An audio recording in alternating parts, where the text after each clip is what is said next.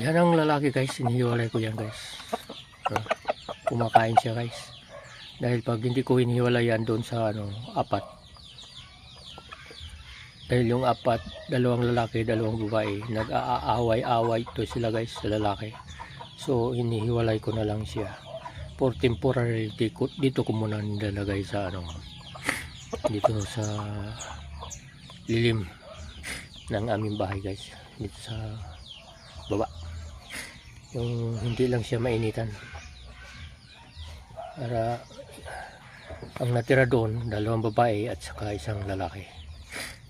So ito na siya guys, nilagyan ko ng pagkain at tubig.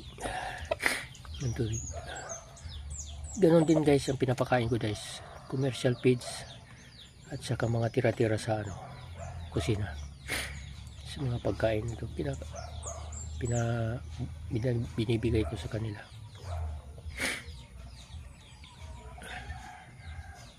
Yan.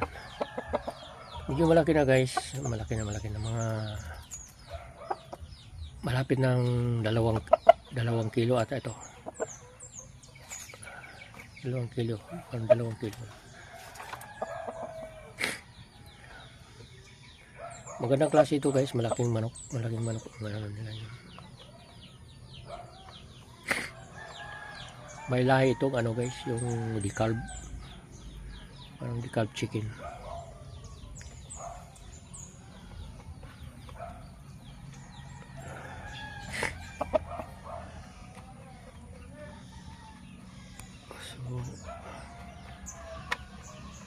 Ayan guys, nilagay ko, tinalian ko lang.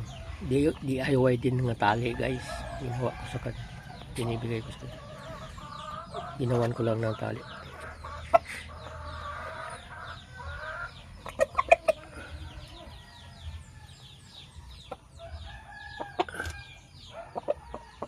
Guys, malaki ng palong niya guys.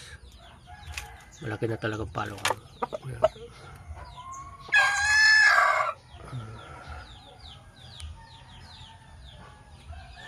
Din dito sila guys, sensitive sa mga paligid. Anong naririnig, nakikita nila, nagre-react sila guys.